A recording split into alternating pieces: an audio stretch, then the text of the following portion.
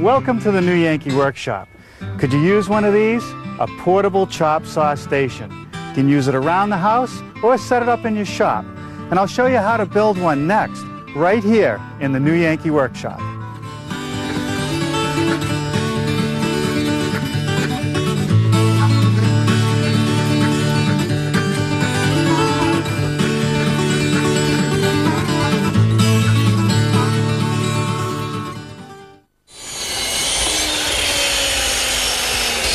Well, once again, we're on Nantucket. This time we're not here to look at furniture. We're here to look at what a carpenter builds for a saw station. Hi, Rick. Hi, Norm. How you doing? Good to see you again. Good to see you. Viewers of this old house might remember Rick Emery as one of the carpenters who worked on that project. And while we were doing that project, I took some interest in his saw station. In fact, he even asked me to autograph it for him. Now, Rick, why don't you take me through the whole process of why you built this in the first place? Well, I built it to give myself more working area. You can see with the saw you've only got a couple feet of working area.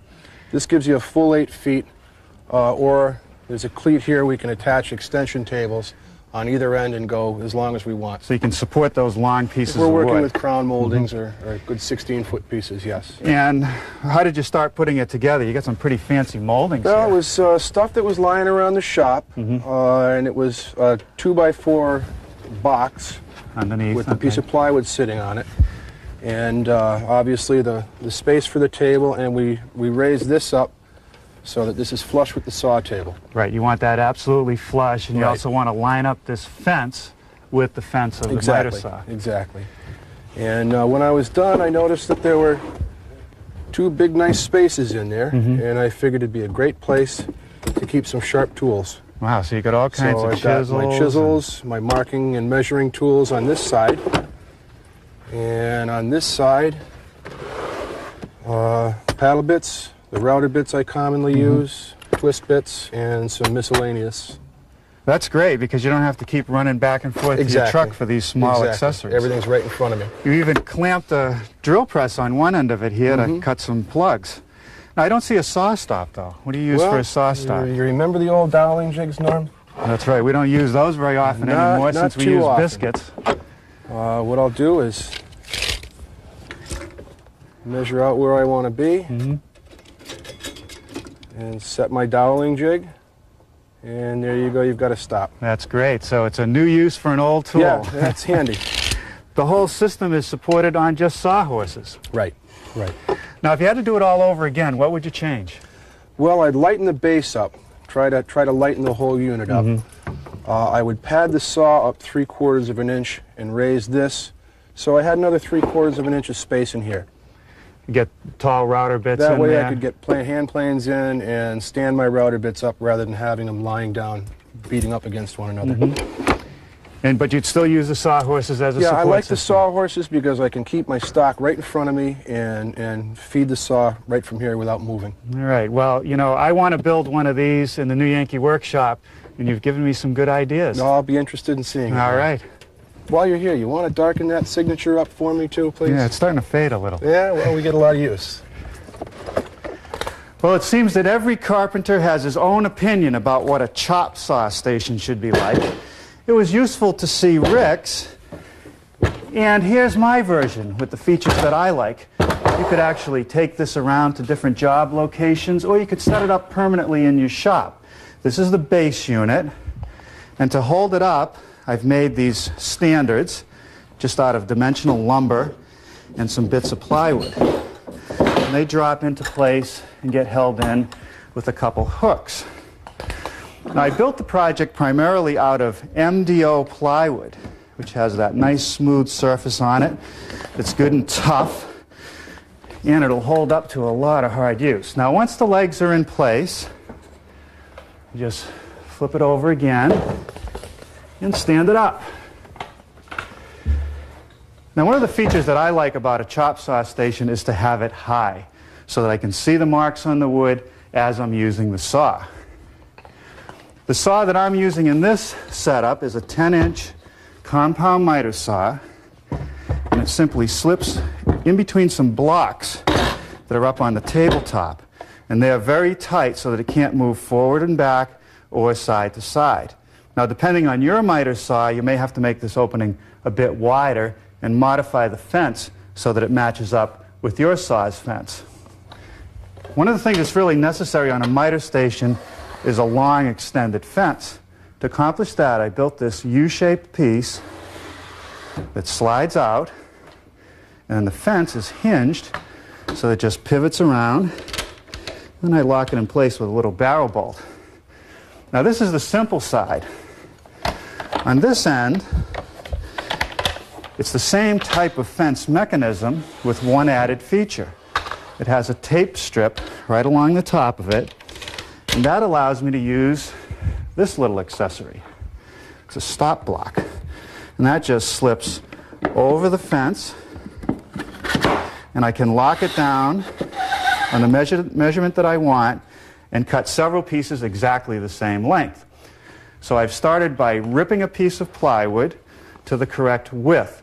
Now I want to cut it to length, and to do that, I've set up a straight edge guide, and I'm going to use my small circular saw. But before we use any power tools, let's take a moment to talk about shop safety. Be sure to read, understand, and follow all the safety rules that come with your power tools. Knowing how to use your power tools properly will greatly reduce the risk of personal injury. And remember this, there is no more important safety rule than to wear these safety glasses.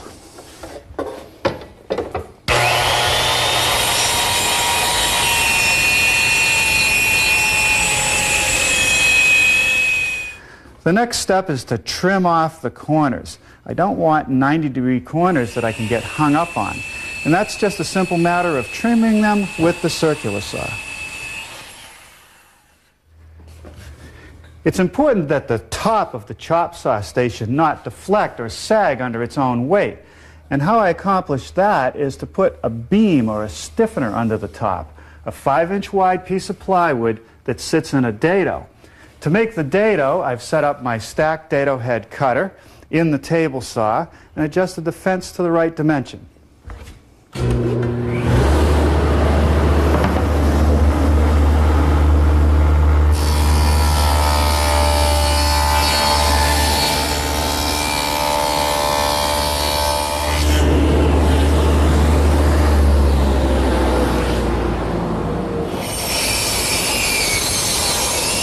Now I'll use the chop saw station to knock the corners off of the stiffeners. If you take a look under the chop saw station, you'll see that there are some pieces between the stiffeners, a couple pieces in the middle which support the miter saw, and then a couple pieces of plywood set at a 10-degree angle to receive the leg assemblies. I want dados in the stiffener to receive those pieces, so I've moved the dado head to my radial arm and set it up for a 1/8 inch deep cut. Next, I want to make the cross pieces that receive the leg assemblies. And because the dados are at an angle, if I simply leave the cross pieces square, it'll be uneven at the bottom, and I won't have full bearing against the underside of the top. So what I want to do is bevel both edges, which will give me a nice flush piece at the bottom and full bearing at the top. To do that, I've set the table saw at 10 degrees, and I beveled one edge of this larger piece. Now I'll just run 4 pieces.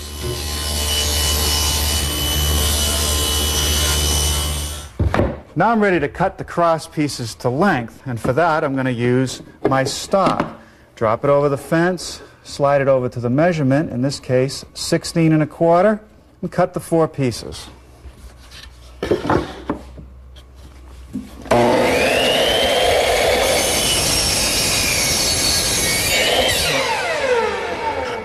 Well, now I'm ready to start some assembly, putting together the frame that sits under the top. I'm applying a little bit of adhesive in each of the dados. This is a marine adhesive, so if I happen to use this project outdoors and it gets wet, it'll stay together. Plus, this is incredibly strong adhesive.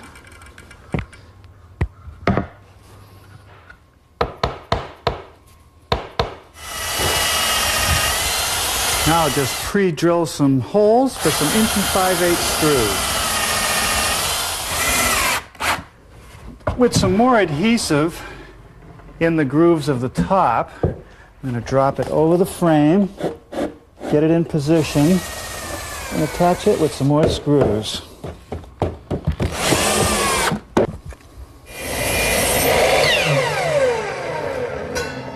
I've just made a couple blocks out of some framing material, beveled at 10 degrees, just like the plywood was for the pockets to receive the legs. And I want to put those between so that these pieces of plywood can't spread apart once the legs are in place. A little glue and screws will hold them in place.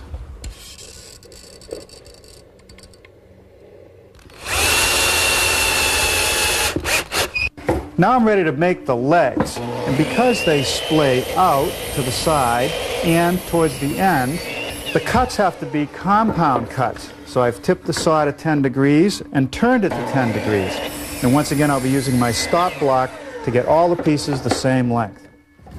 For the last few minutes, I've been plowing out dados in the legs. And they're going to receive these plywood stretchers. I want to make sure the joint is nice and tight, because that's where I'm going to get all the strength. I simply turn my radial arm saw to 10 degrees and plow out between the layout lines.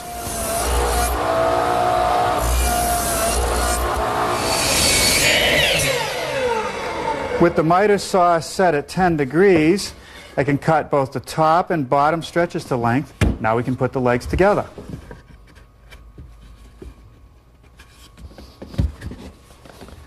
Now we're ready to start working on the fence. Let me show you the details of the fixed fence.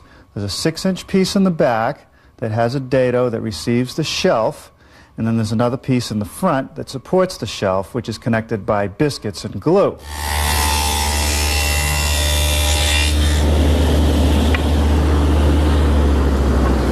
That's the dado I need. Now let's cut some biscuit slots.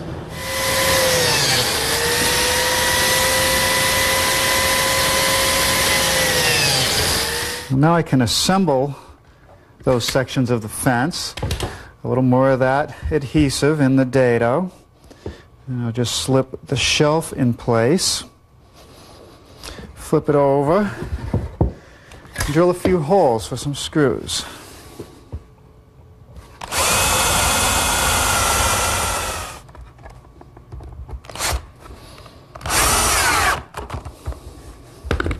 Now some glue and biscuits, and then a little bead of the marine adhesive between the biscuits.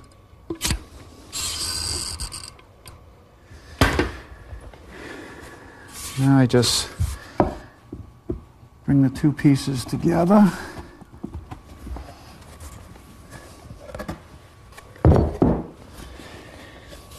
And to hold it in place while the glue sets, I'm just going to drive a few 1.5-inch brads. Okay, now that takes care of the fence for the other side of the saw. This little block goes at the end of the fence closest to the saw, and all it's there for is to really keep sawdust from building up in the trough.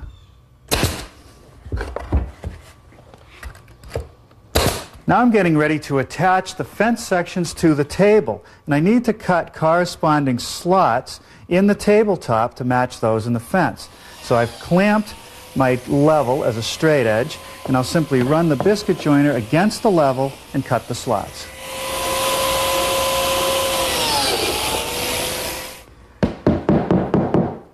Now between the glue, the biscuits, and the marine adhesive, this fence is not going to move.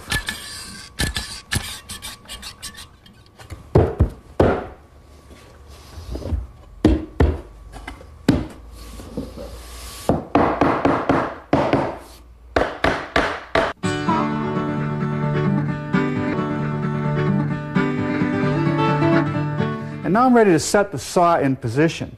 I've attached the cleats along the back of the saw. It's not so important to hold the saw down as it is to keep it from moving front to back or side to side.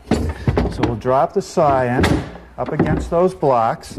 That aligns the fences so they're perfectly even. And the next piece to put in are these little blocks at the front, and they will secure the miter box. A little bit of glue and some brads will hold them in place.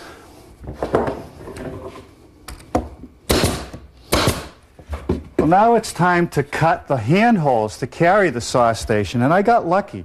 This is an old jig that I had from years ago when I built a butler's table. It was the hand cutouts on the leaves of the table. All I'm going to do is clamp it to the center line where I want to make the hole, and then I'll cut it out using my router. My router is set up with a collar and a 3/8" straight cutting bit. The collar will follow the inside of the cutout. The bit will do the work. Works great. Watch.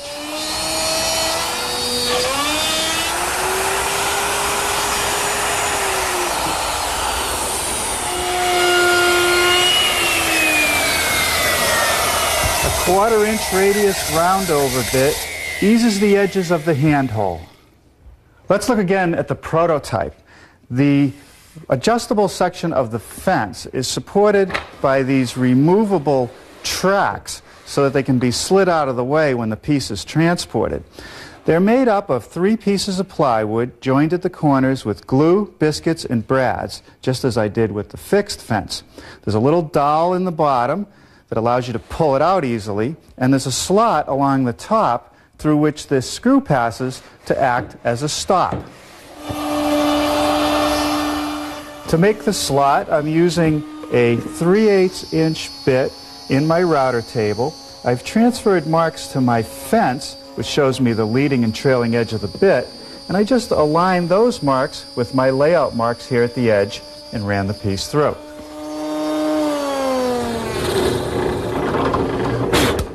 That's the hole for the dowel handle.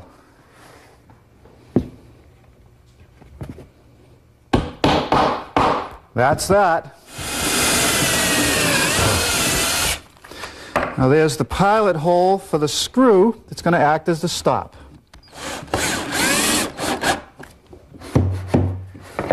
The extensions are pretty simple, just a couple pieces of plywood. Here are the pieces for the one we're building today. The vertical piece has a groove to receive the shelf.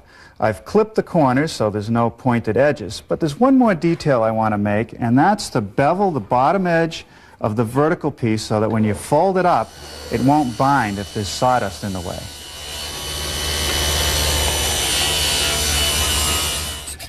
Well, once again, I'm going to turn to my marine adhesive. You never know, I might be using this project outdoors. Okay. Now just set it in place, pre-drill some holes, and attach it with some screws.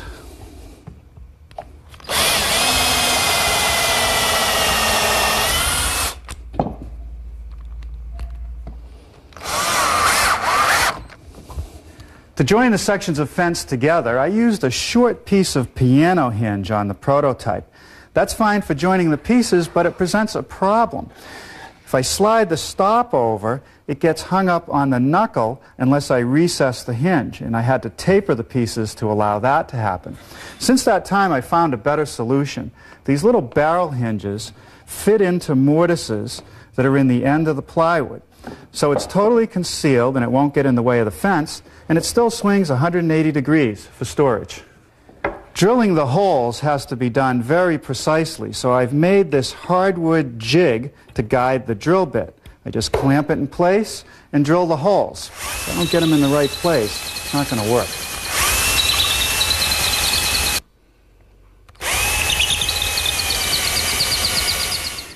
Now to secure the hinge in the hole, there's a tiny little screw that once we set it down, it expands the barrel. That's great.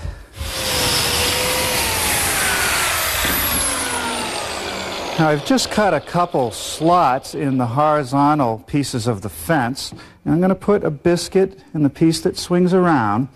And all it's really there for is so that the surfaces will align when they're in the usable position. For the last few minutes I've been applying these hardwood strips. They're not really necessary, they just kind of dress up the piece by covering the most exposed plywood edges. Any hardwood will do. The last element to make is the saw stop. It starts out as a piece of plywood with the corners clipped off, and the first thing I want to do is drill a hole for this carriage bolt.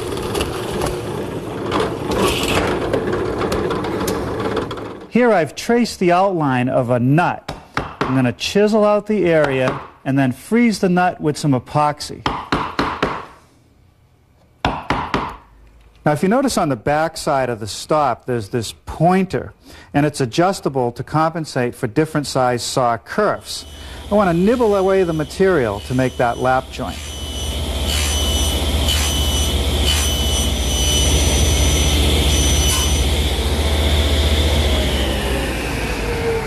And that takes care of the corresponding notch. Here I've returned to the first piece that I notched, and I'm removing a bit of material so that there's room for the knuckle of the hinge so the leaf will sit flat.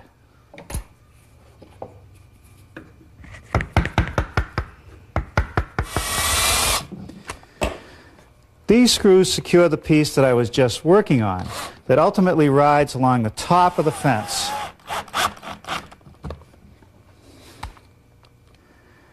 Now I'm ready to start working on this piece, which goes on the back of the fence. First thing I have to do is make a very slight mortise to receive the knuckle of the hinge. And then up above I want to drill a hole for the carriage bolt to go in. And the hole is about halfway through.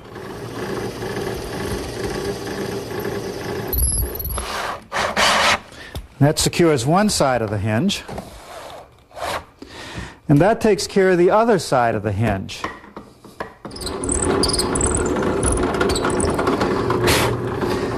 I'll show you in a minute what that elongated hole is for. With that slotted hole, I'm able to adjust the pointer and then secure it with this screw. Now here's a piece of mahogany that I'm going to use for the handle to tighten the stop down. I've just drilled a counter bore for the head of the carriage bolt. Now I'll change bits and drill a through hole.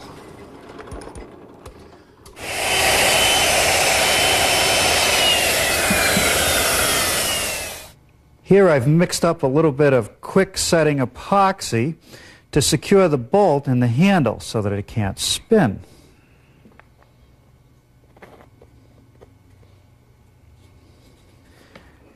And the stop also gets wrapped with some hardwood strips.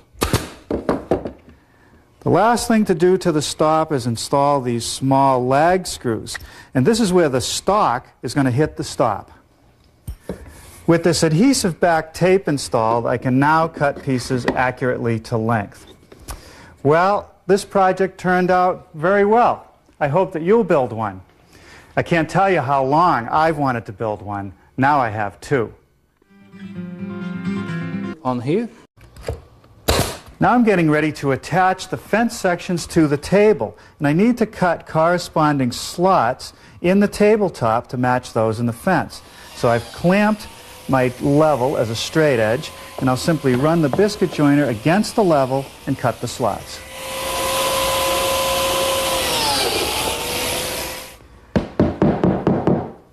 Now between the glue, the biscuits, and the marine adhesive, this fence is not going to move.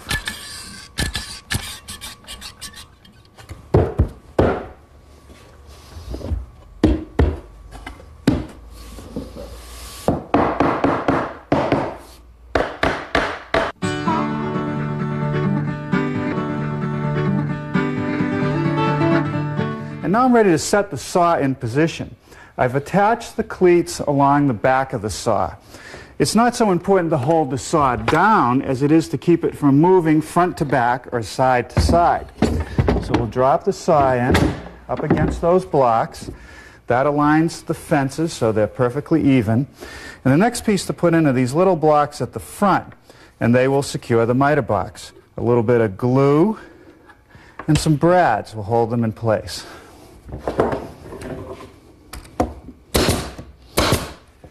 Well, now it's time to cut the handholds to carry the saw station, and I got lucky. This is an old jig that I had from years ago when I built a butler's table. It was the hand cutouts on the leaves of the table. All I'm going to do is clamp it to the center line where I want to make the hole, and then I'll cut it out using my router. My router is set up with a collar and a 3/8" straight cutting bit. The collar will follow the inside of the cutout, the bit will do the work. Works great, watch.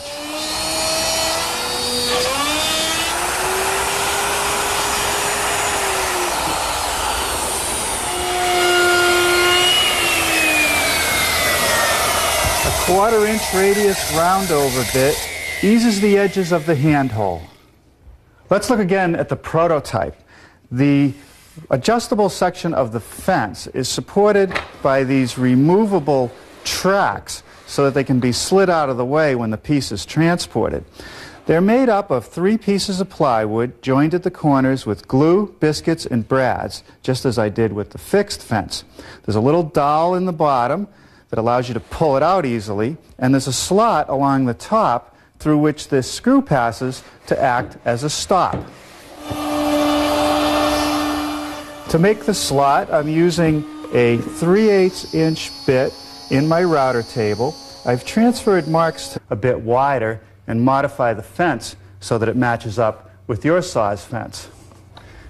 One of the things that's really necessary on a miter station is a long extended fence. To accomplish that, I built this U-shaped piece that slides out, and the fence is hinged so it just pivots around. Then I lock it in place with a little barrel bolt. Now this is the simple side. On this end, it's the same type of fence mechanism with one added feature. It has a tape strip right along the top of it, and that allows me to use this little accessory. It's a stop block, and that just slips over the fence, and I can lock it down on the measurement that I want and cut several pieces exactly the same length. So I've started by ripping a piece of plywood to the correct width. Now I want to cut it to length, and to do that I've set up a straight edge guide, and I'm going to use my small circular saw. But before we use any power tools, let's take a moment to talk about shop safety. Be sure to read, understand, and follow all the safety rules that come with your power tools. Knowing how to use your power tools properly will greatly reduce the risk of personal injury. And remember this, there is no more important safety rule than to wear these safety glasses.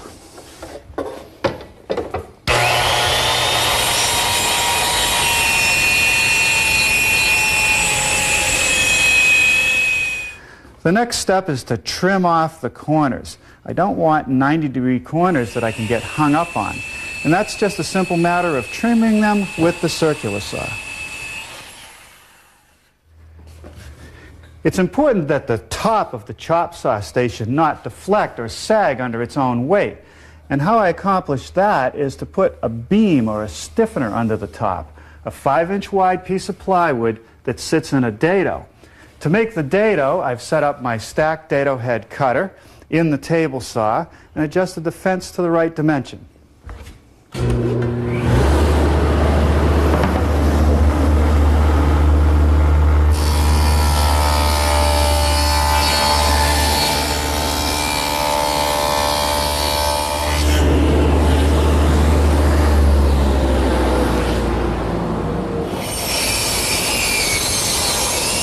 Now I'll use the chop saw station to knock the corners off of the stiffeners.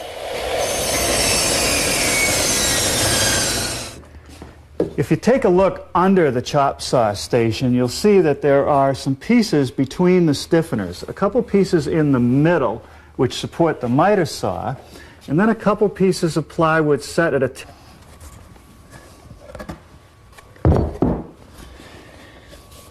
and to hold it in place while the glue sets, I'm just going to drive a few 1.5-inch brads. Okay, now that takes care of the fence for the other side of the saw. This little block goes at the end of the fence closest to the saw, and all it's there for is to really keep sawdust from building up in the trough.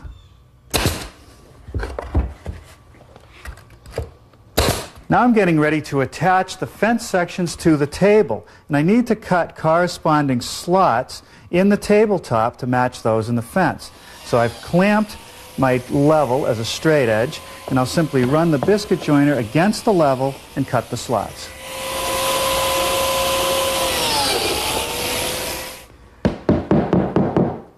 Now between the glue, the biscuits, and the marine adhesive, this fence is not going to move.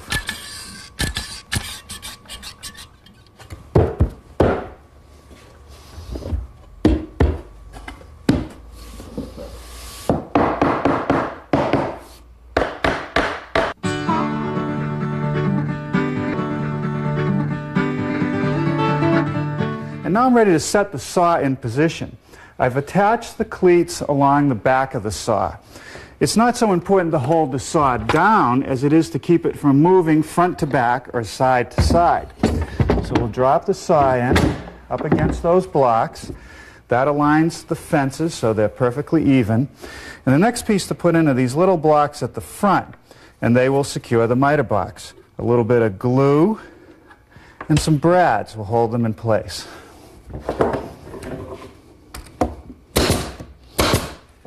Well, now it's time to cut the handholds to carry the saw station, and I got lucky. This is an old jig that I had from years ago when I built a butler's table. It was the hand cutouts on the leaves of the table. All I'm going to do is clamp it to the center line where I want to make the hole, and then I'll cut it out using my router. My router is set up with a collar and a 3/8" straight cutting bit. The collar will follow the inside of the cutout. The bit will do the work. Works great. Watch.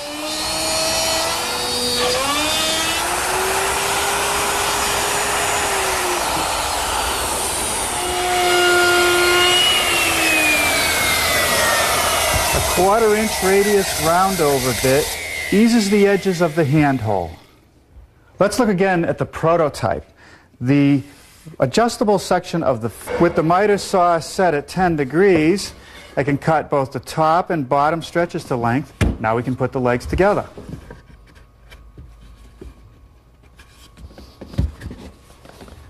Now we're ready to start working on the fence.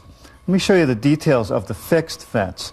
There's a 6" piece in the back that has a dado that receives the shelf, and then there's another piece in the front that supports the shelf, which is connected by biscuits and glue.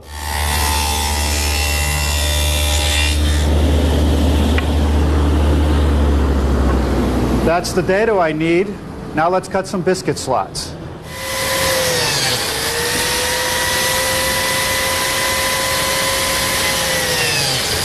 Now I can assemble those sections of the fence. A little more of that adhesive in the dado. And I'll just slip the shelf in place. Flip it over. Drill a few holes for some screws.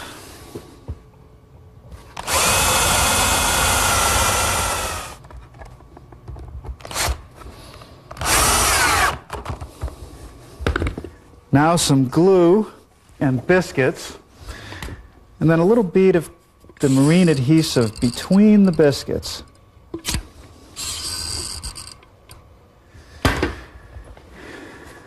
Now I just bring the two pieces together.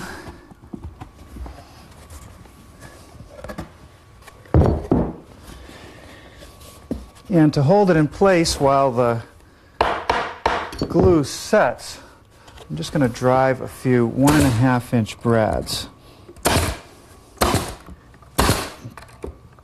Okay, now that takes care of the fence for the other side of the saw.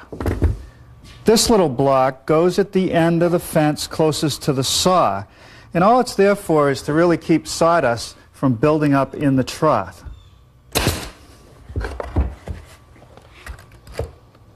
Now I'm getting ready to attach the fence sections to the table, and I need to cut corresponding slots in the tabletop to match those in the fence. So I've clamped my level as a straight edge, and I'll simply run the biscuit joiner against the level and cut the slots.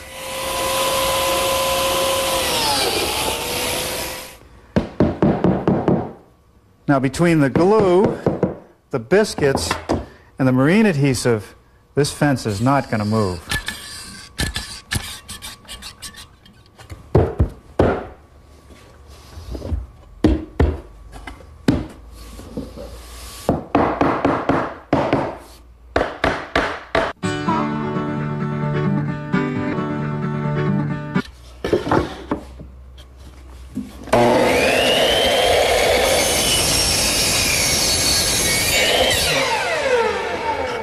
Well, now I'm ready to start some assembly, putting together the frame that sits under the top.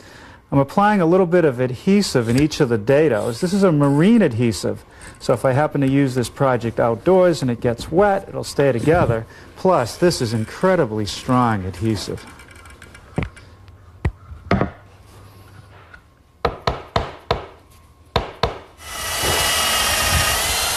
Now I'll just pre-drill some holes for some 1 5/8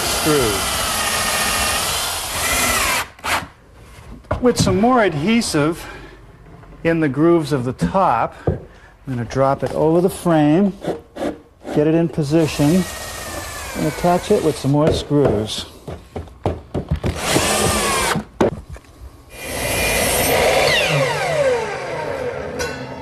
I've just made a couple blocks out of some framing material, beveled at 10 degrees, just like the plywood was for the pockets to receive the legs.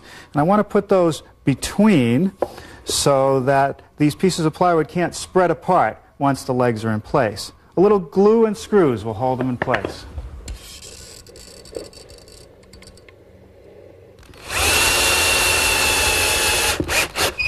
Now I'm ready to make the legs, and because they splay out to the side and towards the end, the cuts have to be compound cuts. So I've tipped the saw to 10 degrees and turned it to 10 degrees. And once again, I'll be using my stop block to get all the pieces the same length. For the last few minutes, I've been plowing out dados in the legs. And they're going to receive these plywood stretchers. I want to make sure the joint is nice and tight, because that's where I'm going to get all the strength. I simply turn my radial arm saw to 10 degrees and plow out between the layout lines.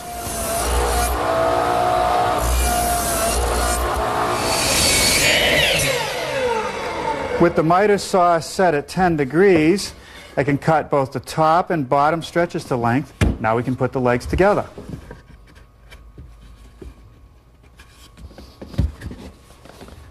Now we're ready to start working on the fence. Let me show you the details of the fixed fence.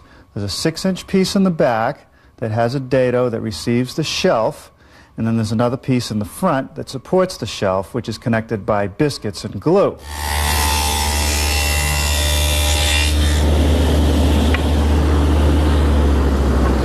That's the dado I need. Now let's cut some biscuit slots.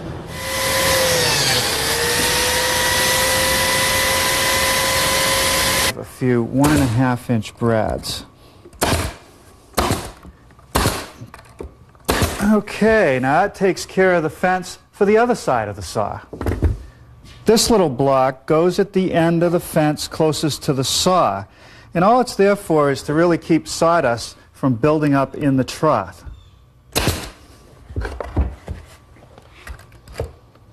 Now I'm getting ready to attach the fence sections to the table, and I need to cut corresponding slots in the tabletop to match those in the fence.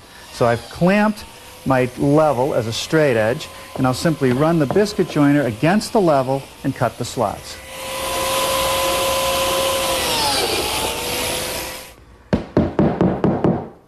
Now between the glue, the biscuits, and the marine adhesive, this fence is not going to move.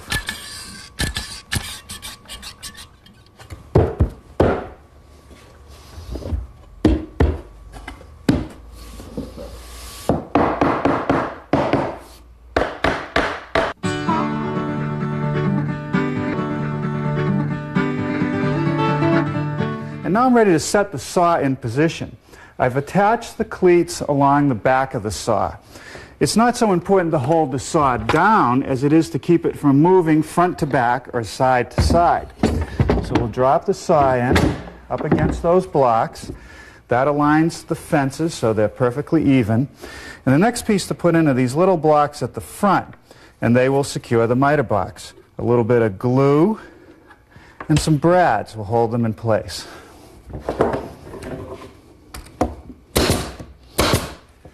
Well, now it's time to cut the handholds to carry the saw station, and I got lucky. This is an old jig that I had from years ago when I built a butler's table. It was the hand cutouts on the leaves of the table.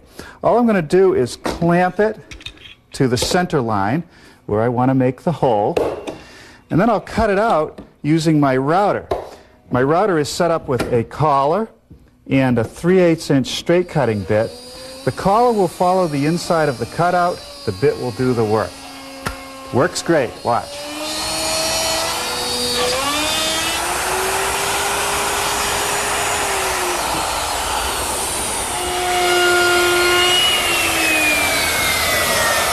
A 1/4" radius roundover bit eases the edges of the handhole. Let's look again at the prototype. The adjustable section of the fence is supported by these removable tracks so that they can be slid out of the way when the piece is transported. They're made up of 3 pieces of plywood joined at the corners with glue.